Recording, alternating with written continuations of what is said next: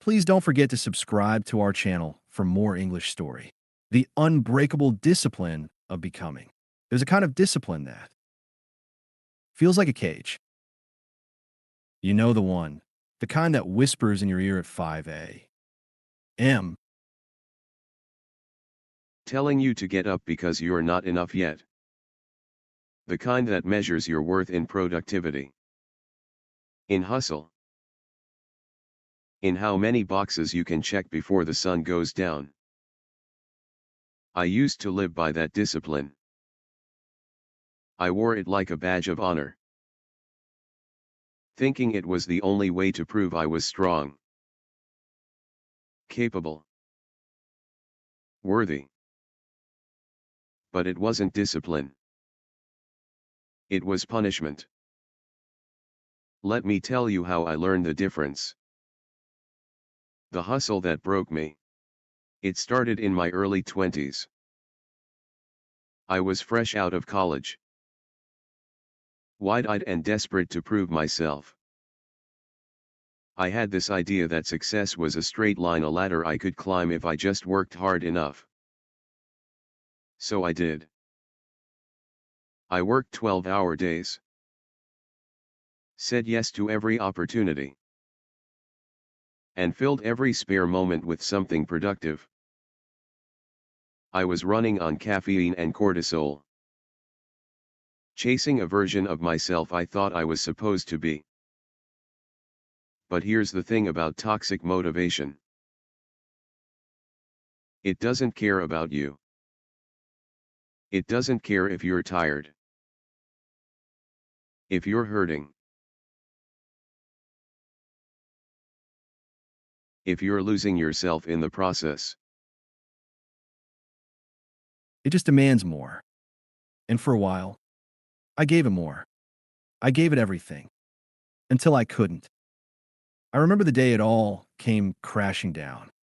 I was sitting at my desk, staring at a blank screen, trying to force myself to write a report that was due in 2 hours. My hand was shaking, my chest felt tight, and my mind was a fog of exhaustion and self-loathing. I couldn't do it. I couldn't do anything. And in that moment, I realized I had nothing left to give. I called in sick that day, something I'd never done before, and spent the next 48 hours in bed, alternating between crying and staring at the ceiling. I felt like a failure, not because I hadn't achieved my goals, but because I had achieved them and still felt empty. The turning point. It took me a long time to admit I was burned out. Burnout wasn't something I thought happened to people like me, people who were disciplined. But there I was, completely shattered, wondering how I gotten it so wrong. That's when I started to question everything. Why was I pushing myself so hard? Who was I trying to prove myself to? And what was the point of all this striving if it left me feeling so hollow? I didn't have the answers, but I knew I couldn't keep living the same way. So I made a decision. I was going to figure out what real discipline looked like. Not the kind that breaks you, but the kind that builds you. The kind that feels like love, not punishment. The discipline of listening. The first thing I had to learn was how to listen to myself, to my body, to my heart. It sounds simple, but it wasn't. I was so used to ignoring my needs, to pushing through the pain, that I didn't even know how to recognize them anymore. So I started small. I paid attention to how I felt when I woke up in the morning. Did I feel rested? Or was I dragging myself out of bed, already dreading the day? I noticed how my body reacted to different foods, to different kinds of movement, to different kinds of rest. I started to notice the patterns, the things that energized me and the things that drained me. And I started to make choices based on what I needed, not what I thought I should do. Sometimes that meant saying no to things I would have said yes to before. Sometimes it meant going to bed early instead of staying up to finish one more task. and sometimes it meant doing nothing at all. It felt selfish at first. I was so used to equating my worth with my output that taking a step back felt like I was letting myself and everyone else down. But over time, I realized that listening to myself wasn't selfish. It was necessary. It was the foundation of real discipline, the discipline of showing up. Once I started listening, I began to notice something else. Discipline wasn't about forcing myself to do things I hated. It was about showing up for the things that mattered to me, even when it was hard. For me, that meant writing. I'd always loved writing, but I'd stopped doing it for fun because it didn't feel productive enough. So I started again. At first, it was just a few sentences a day. Some days, it was terrible. Some days, it felt like pulling teeth. But I kept showing up, not because I had to, but because I wanted to, because it made me feel alive. And that's when I realized the difference between toxic motivation and genuine inspiration. Toxic motivation is external. It's about proving yourself to others, meeting expectations, chasing validation. But genuine inspiration is internal. It's about connecting with what lights you up, what makes you feel like you. The discipline of letting go. Of course, it wasn't all smooth sailing. There were days when I fell back into old habits, when I pushed myself too hard or ignored my needs. There were days when I felt like I wasn't making progress, like I was failing at this whole discipline thing. But here's the thing. Real discipline isn't about being perfect. It's about being consistent. It's about showing up for yourself, even when it's messy, even when it's hard.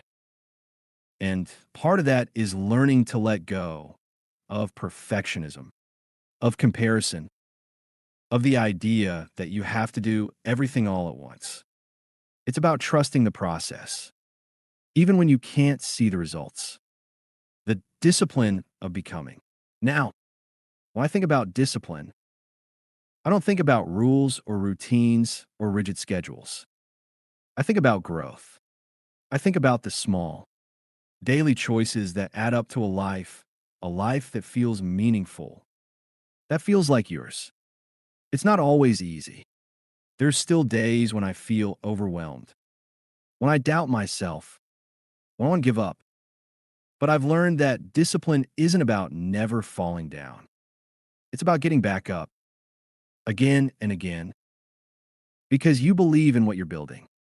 And what I'm building is me, not the version of me that I think I'm supposed to be, but the version of me that I am, flawed, messy, and endlessly becoming. A note to you, if you're reading this, I want you to know that you're not alone. I know how it feels to be stuck in the cycle of toxic motivation, to feel like you're never doing enough.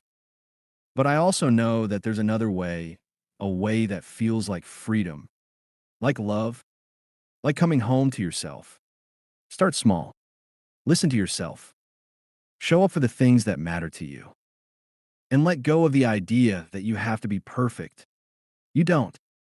You just have to be you. Because the truth is, discipline isn't about breaking yourself down. It's about building yourself up. It's about becoming the person you were always meant to be. And that's a journey worth taking. Part 2. The unbreakable discipline of connection. After I started to rebuild my relationship with myself, something unexpected happened. I began to notice the people around me in a way I hadn't before. I've been so focused on my own hustle, my own goals, my own brokenness, that I hadn't realized how much I'd isolated myself. Discipline, I realized, wasn't just about showing up for myself. It was about showing up for others. 2. The discipline of presence. I remember the first time I truly saw my best friend, Sarah. We were having coffee, and she was telling me about her job, her relationship, her dreams. I'd heard it all before, but this time, I really listened. not just to her words, but to the way her voice cracked when she talked about how overwhelmed she felt, not just to her smile, but to the way it didn't quite reach her eyes. I realized then how often I'd been physically present but emotionally absent. How often I'd been so caught up in my own head that I hadn't truly been there for the people I loved. And I realized that being present, really present, was a kind of discipline, too. So I started practicing. I put my phone away during conversations. I made eye contact. I asked questions and actually waited for the answers. It wasn't always easy. My mind would wander, or I'd feel the urge to jump in with my own stories, my own advice. But I kept trying, and slowly, I started to notice a shift, not just in my relationships, but in myself. I felt more connected, more grounded, more alive. The discipline of vulnerability. But being present wasn't enough. I also had to learn how to be vulnerable, and that was harder. I'd always prided myself on being strong, on being the person who had it all together. But the truth was, I didn't. And pretending I did was exhausting. The first time I opened up to Sarah about my burnout, I felt like I was risking everything. What if she thought I was weak? What if she didn't understand? But instead of judging me, she held space for me. She listened. She shared her own struggles. And in that moment, I realized something. Vulnerability isn't a weakness. It's a strength. It's the glue that holds us together. From then on, I made a conscious effort to be more open, not just with Sarah, but with everyone in my life. I stopped hiding behind my achievements and started sharing my fears, my doubts, my failures. And the more I did, the more I realized how much we all have in common, how much we all need each other. The discipline of letting people in. But vulnerability isn't just about sharing your own struggles. It's also about letting people help you. And that was the hardest lesson of all. I'd always been the helper, the fixer, the one who had all the answers. But when I hit rock bottom, I had to learn how to accept help. I had to learn how to say, I can't do this alone. It started small. I asked Sarah to check in on me when I was having a rough day. I let my mom bring me groceries when I was too tired to go to the store. I even went to therapy, something I'd always resisted because I thought it meant I was broken. But here's the thing. Asking for help doesn't mean you're weak. It means you're human. And it's a kind of discipline, too. The discipline of letting people in, of trusting them to hold you when you can't hold yourself. The discipline of community. Over time, I began to see discipline not as a solitary pursuit, but as a communal one. It wasn't just about me and my goals. It was about us, our shared humanity, our shared struggles, our shared growth. I started to seek out community in a way I never had before. I joined a writing group where I found people who understood my creative struggles. I volunteered at a local shelter where I connected with people whose lives were vastly different from mine, but whose hearts were just as full. I even started hosting monthly dinners with friends where we could come together and just be no agendas, no expectations, just presence. And through it all, I realized something. Discipline isn't just about what you do. It's about who you do it with. It's about the connections you nurture, the love you give and receive, the way you show up for each other, day after day. The moral: discipline is love. If there's one thing I've learned on this journey, it's this: discipline is love. It's love for yourself, love for others, love for the life you're building together. It's not about perfection.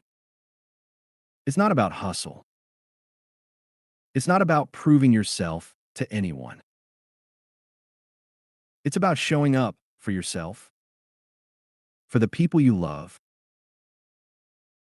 for the world around you, with an open heart and a willingness to grow. So if you're feeling lost, if you're feeling broken, if you're feeling like you're not enough, remember this: you are, and you don't have to do it alone. Start small. Listen to yourself. Show up for the things that matter.